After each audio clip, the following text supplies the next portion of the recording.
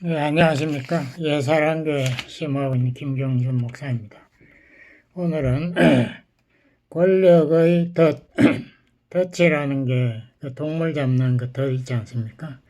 사탄이 우리를 권력이라는 그 유혹, 그 베이트, 그 미끼를 써서 우리를 잡는다 이 말이죠. 본문은 마태복음 20장 17절에서 28절까지 제가 봉독하겠습니다. 예수께서 예루살렘으로 올라가려 하실 때에 12 제자를 따로 데리시고 길에서 이르시되 보라 우리가 예루살렘으로 올라가노니 인자가 대제사장들과 서기관들에게 넘기우매 저희가 죽이기로 결단하고 이방인들에게 넘겨주어 그를 능욕하며 채찍질하며 십자가에 못 박게 하리니 제3일에 살아나리라. 그때 세베대의 아들의 어머니가 그 아들들을 데리고 예수께 와서 절하며 무엇을 구하니 예수께서 가라사대 무엇을 원하느냐 가로되 이 나의 두 아들을 주의 나라에서 하나는 주의 우편에 하나는 주의 좌편에 앉게 명하소서. 예수께서 대답하여 가라사대 너희 구하는 것을 너희가 알지 못한도다. 나의 마시려는 잔을 너희가 마실 수 있느냐? 저희가 말하되 할 수 있나이다. 가라사대 너희가 과연 내 잔을 마시려니와 내 좌우편에 앉는 것은 나의 줄 것이 아니라 내 아버지께서 누구를 위하여 예비하셨든지 그들이 얻을 것이니라. 제자가 듣고 그 두 형제에 대하여 분이 여기거늘 예수께서 제자들을 불러다가 가라사대 이방인의 집권자들이 너희를 임의로 주관하고 그 대인들이 저희에게 권세를 부리는 줄을 너희가 알거니와 너희 중에는 그렇지 아니하니 너희 중에 누구든지 크고자 하는 자는 너희를 섬기는 자가 되고 너희 중에 누구든지 으뜸이 되고자 하는 자는 너희 종이 되어야 하리라. 인자가 온 것은 섬김을 받으려 함이 아니라 도리어 섬기려 하고 자기 목숨을 많은 사람의 대속물로 주려 함이니라. 아멘. 디모데후서 3장에 보면은 이 말세의 징조라고 해서 여러 가지 사람들의 특징이 나오는데요. 그 중에 하나가 이 사람들이 돈을 사랑하고 자기 자신을 사랑하고 또 사람들이 사나워진다. 영어로는 violent, 폭력적이든 이게 말세의 특징으로 나와 있습니다. 현대 문화의 특징이 보면은 이 공격적인 사람들, 이 힘을 쓰는 사람들을 굉장히 환영하는 것 같아요. 대표적인 게 트럼프 대통령. 자신감이 넘치죠. 뭐 어떻게 좀 되게 이상하게 보면 카리스마 있다고 사람들 생각할 수 있는데 누가 자기를 비판하면 뭐 그날 즉시로 트위터로 반격을 날리고 이러지 않습니까? 영화 배우 중에도 이런 힘을 잘 쓰는 사람들, 스와제네거 같은 터미네이터 그 배우, 또 실버스터 스텔론, 락키 그 복싱 그 권투 선수로 뭐 굉장히 시리즈로 나왔고 그 전에 람보라는 거 그게 또 월남전 돌아온 군인이 뭐 그냥 사회 불의에 대항해 싸우는 그런 게 인기가 있었죠. 007 영화들도 사실 스파이 영화지만 폭력적인 그런 게 있었고 젊은이들이 좋아하는 슈퍼맨 영화들 뭐 이런 것들이 다 그 폭력적인 것을 굉장히 많이 나오는데 교회에도 이러한 공격적인 인물들을 굉장히 환영하는 그런 분위기입니다.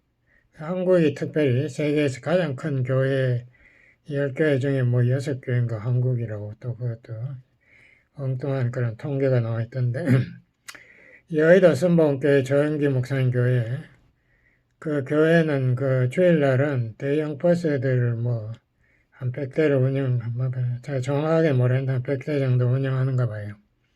그 주위에 뭐 한 100마일 이내에 웬만한 사람들을 다 그 버스로 다 실어 날라가지고 주일날 뭐 70만 명이 나와 예배를 드린다고. 그것이 그렇게 함으로써 그 주위에 중소 사이즈 순번교회는 다 문 닫고 다 철수했죠. 뭐 그런 거라 한국의 그 시끄러운 사랑의 교회 오재현 목사 그게 뭐 수천억 원을 돈을 들여가지고 화려한 건물을 짓고 이렇게 함으로써 자기 이름을 날리는 뭐 이러한 것들이 어떻게 해서 사람들의 인기를 끄는지 이해할 수 없어요. 또 독점 기업들 그러니까 이제 페이스북 뭐 저커버그라든가 마이크로소프트 빌 게이츠 뭐 이런 회사들도 엄청나게 돈을 벌었지 않습니까? 여기서 뭐 랩탑 컴퓨터 데스크탑 그거 탁 켜면은 그 윈도우 그 마이크로소프트에서 만든 윈도우가 자동적으로 모든 걸 컨트롤하니까 광고도 전부 다 잘 엄청나게 그 돈을 벌죠. 그 유럽에서 그 벌금을 막 그냥 갖다 때리고 이렇게 하는데 스포츠 팀들도 보면은 막 그냥 잘하는 선수들 천문학적인 뭐 수억불을 막 주고 이래가지고 서로 돈 싸움 하고 있습니다. 뭐 이런 것들이 요즘 현대 문화의 특징이라고 할 수 있는데 오늘 본문에 나온 야고보와 요한도 거기에 둘째가람 서러워할 그런 공격적인 인물들 같아요. 예, 그 앞에 우리가 처음 읽은 것은 예수님의 고난에 대한 예측, 뭐 예언이 나오는데 거기에 대한 제자들의 반응은 뭐 아무것도 없어요. 뭐 관심도 없고 알아듣지도 못한 거죠. 근데 이제 이 베드로와 함께 야고보 요한이 예수님의 그 어떤 그룹에 가장 가까이 지낸 사람들 인너서클인데 이 야고보 요한의 아버지가 세베대가 그 아주 부자였던 것 같아요. 그래서 낚시 고기 사업을 하는데 사람들 많이 고용했고 베드로도 그 고용된 사람의 하나가 아닌가 이렇게 짐작할 수 있고 이 야고보 요한의 어머니가 살로메인데 이 살로메가 이 예수님의 어머니 마리아의 여형제였다고 이렇게 알려져 있습니다. 그러니까 살로메는 예수님의 이모가 되는 거죠. 그러니까 야고보 요한은 예수님의 사촌이 되는 뭐 이러한 관계, 외사촌 관계가 있. 누가복음 9장 51절에 보면은 예수님이 이제 예루살렘으로 가는데 사마리아를 통과하는 과정에서 사마리아인들이 예수님에게 주무실 곳을 내어주지 거절했습니다. 배척한 거죠. 왜냐하면 사마리아인들 유대인들 싫어한 또 예루살렘으로 가니까 뭐 그렇게 한 모양인데 그때 요한과 야고보가 그러지 않습니까? 하늘에서 불이 내려 저희를 멸하라고 명령할까요? 오케이만 하십시오 예수님. 그럼 우리가 저주하겠습니다 이 말인데요.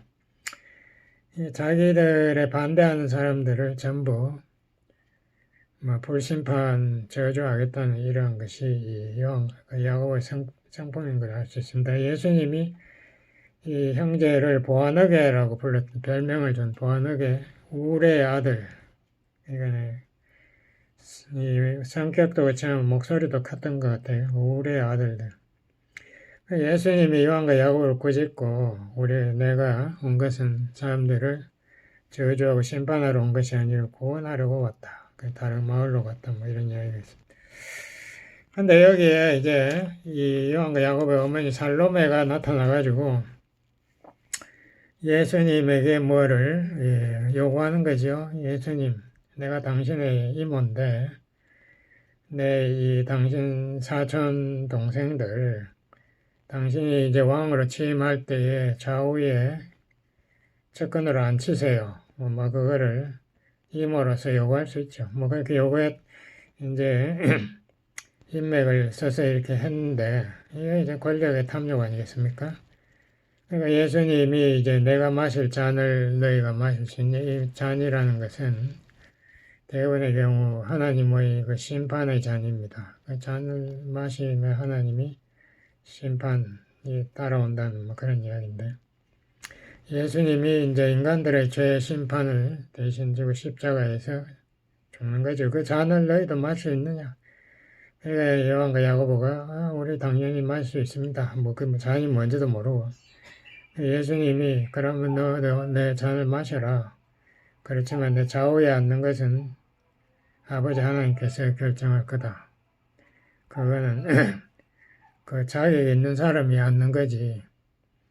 네가 뭐 내하고 가까운 친척이라고 해서 그런 인맥을 통해서 앉으려고 하지 마라 이 말이죠. 그 다음에 그러니까 이제 또 열 제자들이 또 그 말을 엿듣고 또 화가 나서 싸움이 벌어지고 뭐 이러한 지금 상황인데요. 예수님이 거기에서 한마디 하십니다.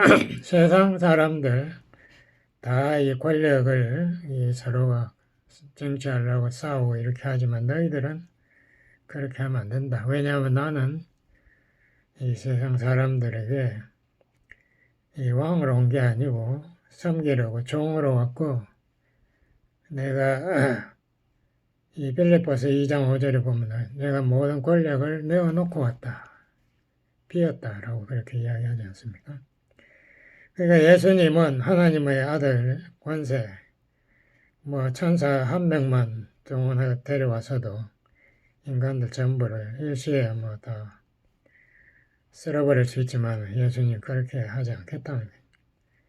그거는 예수님이 잡혀갈 때도 그러지 않습니까? 내가 천사 8개 사단을 지금 동원할 수 있지만 그렇게 하면 하나님 말씀이 내가 죽는다는 예언이 어떻게 이루어질 수 있느냐. 그냥 베드로가 칼을 휘두는 거 꾸짖지 않습니까? 뭐 마찬가지죠. 예수님이 그 결론을 딱 내립니다. 28절에 보면 인자는 대속물이 되기 위해서 왔다. 대속물이라는 것은 옛날에 미국에도 노예가 있었지만 노예를 자유인으로 만들기 위해서 값을 치르는데 그 값이 대속물입니다. 그러니까 우리 죄값 그것을 예수님이 자기가 치르기 위해서 자기 생명으로 지불하려고 왔다. 그렇게 해서 우리가 죄의 권세에서 자유함을 얻게 하려고 왔다. 그 죄값이 자기 생명이다. 그래서 자기가 다스리고 뭐 사람들을 부려먹고 이렇게 위해서 온 것이 아니다. 자기가 중요한 우리에게 배워야 할 건데요. 그 이후에 야고보와 요한은 변화됐습니다. 그래서 야고보가 전도 열심히 하다가 사도행전 12장에 보면 그 당시 헤롯 왕이 야고보를 첫 번째 이 선교자로 죽여버리지 않습니까? 사람들 인기 있으니까 죽여버린. 그 요한도 결국은 이제 정말 사랑을 깨닫고 요한이 나이 많아서 설교단에 이렇게 청년들이 이렇게 업어가지고 갖다 놓으면은 자녀들이야 우리가 서로 사랑합시다. 예수님 우리 사랑한 것 최고의 사랑 그것만 살고 했대. 사랑의 사도가 되고 변화. 오늘날의 사회를 우리가 한마디로 정의한다면 생존 경쟁의 사회라고 이렇게 부를 수 있을 것 같습니다. 이 권력 투쟁을 위한 인간들의 싸움, 이게 인간의 역사인 것 같아요. 역사를 보면 우리 한국의 이시조선 거기 보면 처음에 태종이 나와가 자기 형제를 다 죽여버리지 않습니까? 자기 왕이 되려고. 나중에 보면 또 세조가 나와가지고 자기 손자도 단종도 죽여버리고 중신들 다 죽여버리고 몰살시키고 그러면서 뭐 아주 비열하게 자기 정당화를 부르짖는다고요. 이게 인간의 그 더러운 모습입니다. 이 시조선이 결국은 사색 당파 끝까지 싸우는 권력 다툼, 그 흑백 논리, 그러니까 내 편이 아니면 저는 저기다, 저 전부 다 볼로 몰살시켜야 된다, 뭐 이러한 편가르기, 그게 이 시조선의 역사고 우리 한국의 역사였다. 미국도 보면 뭐 마찬가지입니다. 제가 역사 좀 공부해 보니까 처음에 와가지고 뭐 퓨리탄 경건주의 어쩌고 떠들었지만 결국 보면 인디안들 다 몰살시키고요. 다 쫓아내버리고 그 인디안들 그 저기 산골에 몰아넣으면 거기에다가 그 뭐지 갬블링 카시노 거기다 돈 투기하는 거 그거 기계 만들어 인디안들 다 그 중독시키고 술 중독 그래가지고 결국 인디안들 땅을 다 빼앗죠. 하나도 남기고 다 빼앗어. 그게 미국 땅이에요. 그러니까 미국에 이렇게 폭력이 난무하고 매주 전 이렇게 총기 사건이 나오고 하는 게 우연이 아니에요. 흑인들이 본내에서 이렇게 계속 사람한테 반발하고 이렇게 하는 것도 우연이 아니에요. 미국이 흑인들을 노예로 얼마나 부려먹었습니까? 그러니까 다 그 자기네 값을 치르는 거 아니겠습니까? 제가 아까도 말씀드렸지만 독점 기업들이 얼마나 날뛰는지 몰라요. 아마존이 날뛰니까 미국의 많은 기업체들, 쇼핑몰들에 있는 큰 기업체들이 다 문 닫아요. 뭐 쇼핑몰 자체가 막 문 닫고 야단이. 이래서 생존 경쟁에 이거 정말 투쟁입니다. 그게 교회도 마찬가지. 제가 보니까 교회 안에서 교권 투쟁이 서로 한 교회 안에서도 서로 싸워서 갈라지는 게 여사고, 뭐 자기 교회 재산 자기 거라고 해서 그 아들에게 세습을 하질 않나. 신학자들끼리 서로 정통이다, 서로 저거는 사입이다고 서로 싸우고, 자기가 해석하는 성경만 옳다. 그걸 도그마라 영어로 하는데, 도그마 그게 자기 우상이 보니까 자기 우상 자기만 옳다고 다른 사람 다 틀렸다. 신학자들 와, 그 주장이 대단하더라고요. 제가 여기 뭐 가르치던 여기 장로교 신학교, 이것도 교단 신학교인데도 그 총장이 뭐 클레몬트 신학교 나왔다 그래서 제가 반대했거든요. 클레몬트 신학교라면은 그 굉장히 그 과정 신학이라고 해서 성경과는 전혀 다른 신학을 가르치는 학교인데 그게 좀 안 되겠다고 생각했는데 나중에 알아보니까 그분이 클레몬트 신학교 나온 것도 아니고 클레몬트 뭐 대학원을 나왔던 그게는 클레몬트 신학교 덩터리예요.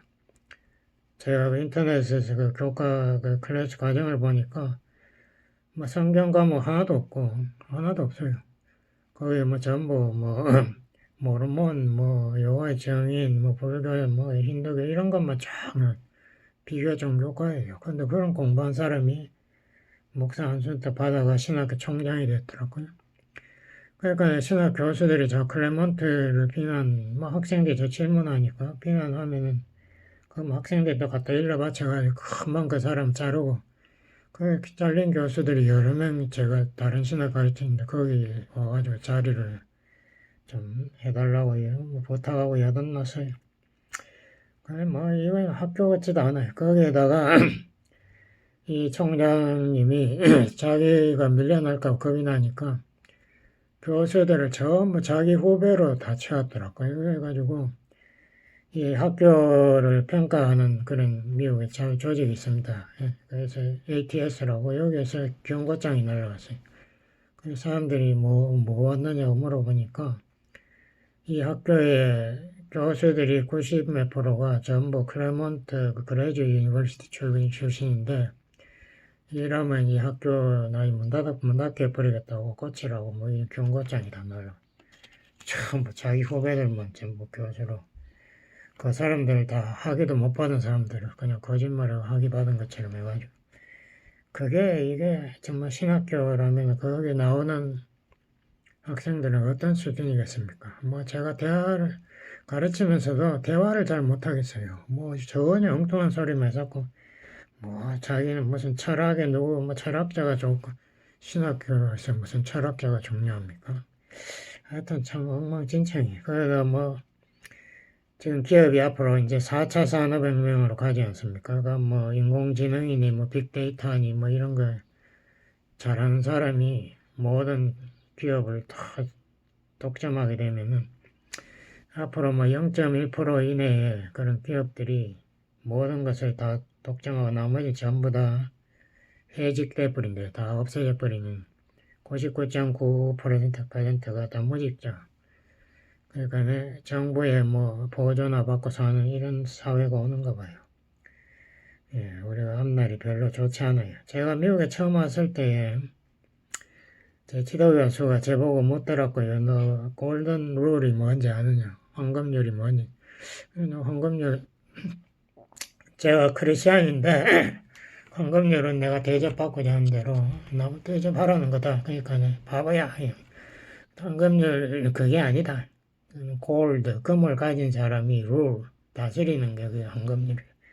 이 미국에 살려면은 황금률부터 제대로 알으라고 딱 그러더라고요. 기가 막혀서. 하여튼 이게 미국 사회도 이렇습니다. 돈 가진 사람 모든 권력을 쥐고 자기 마음대로 흔드는 거예요.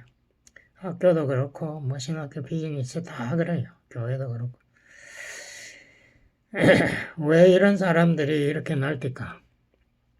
이 심리학자들의 의견으로는 어릴 때 성장 과정에 문제가 있었다. 부모가 자꾸 자녀들을 바보야, 뭐 열등하게 이렇게 전능화 취급을 하고 자꾸 그렇게 잘못 약점을 지적하고 이렇게 함으로써 그 애들이 마음에 상처가 생기면은 이게 없어지지 않습니다. 특히 어릴 때 상처. 그러면 자기 평생 그게 분노로 쌓여요. 분노가 쌓이고 두려움 쌓이고 이렇게 하니까 그거를 해결하는 방법이 권력이다. 그러니까 아버지가 권력을 쥐었으니까 아버지 마음대로 했다. 이제 그렇게 생각하고 자기도 권력을 탐한대요. 제가 처음 미국 갔을 때 UCLA에서 공부했는데요. 그때 4.19 폭동이 일어났거든요. 그래서 제가 도서관에 가서 책을 이렇게 한번 훑어봤습니다. 제가 뭐 여기에 대한 책이 있나. 블랙 레이지, 그러니까 흑인의 분노라는 그런 책이 있더라고요. 궁금해서 한번 읽어봐. 흑인들의 문제가 뭔가.